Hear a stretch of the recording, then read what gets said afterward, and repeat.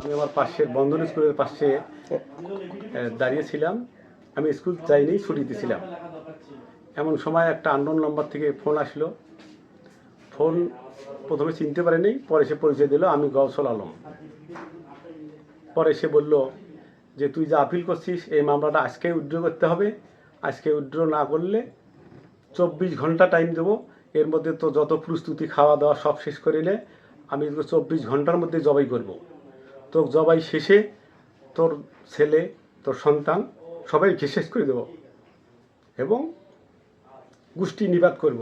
সেই সাথে ইমদাদ হোসেনের যত ছেলে মেয়ে আছে তাদেরকে আমি শেষ করে দেব।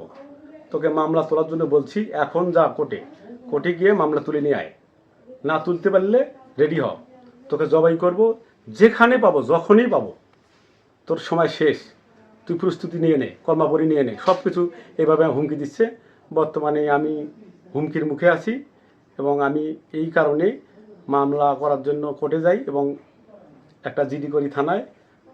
জিডি কপি আমি হাতে পেয়েছি এবং থানায় আমার সাক্ষাৎকার নিয়েছে। এইটুকু আমার বক্তব্য। তাদের সঙ্গে আপনার কি সংক্রান্ত বিরোধ? গৌসল আলমের সঙ্গে আমার একটা মামলা রয়েছে, যার নাম্বার হচ্ছে 2426। এটা আপিল মামলা সিভিল কোর্টে। এই মামলাটা তোলার জন্য সে উটিপড়ি লাগে, কারণ তার শুধু রেকর্ড আছে, আমার দলিল আছে। এটাই সে রেকর্ড বলে জমি খাবে। এই কারণে আমাকে হুমকিগুলো দেওয়া হচ্ছে এবং মামলা যদি না তুলি আমার বংশে কাউকে রাখবে না এবং সময় 24 ঘন্টা। গৌসল আলম আমার ছোটো চাচা আব্দুর রহমানের দ্বিতীয় পুত্র ও ফায়ার সার্ভিসে চাকরি করে রংপুরে।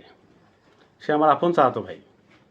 এর আগে মোবাইলে হুমকি দিছে, তারিখটা আমি খুঁজতেছি, হয়তো পাওয়া যাব, আমার ডায়েরিতে লেখা আছে। সেদিনও সে হুমকি দিছে এবং সে বলছে যে মামলা করিস না, মামলা করলে তোকে শেষ করে দেবো। এবং সেই সাথে গৌসল আলমের ছেলে তুষার, সেও বলে মামলার কোর্টের দিন যাওয়া যাবে না, কোর্টে গেলে খবর আছে, আমরা কিন্তু প্রস্তুত।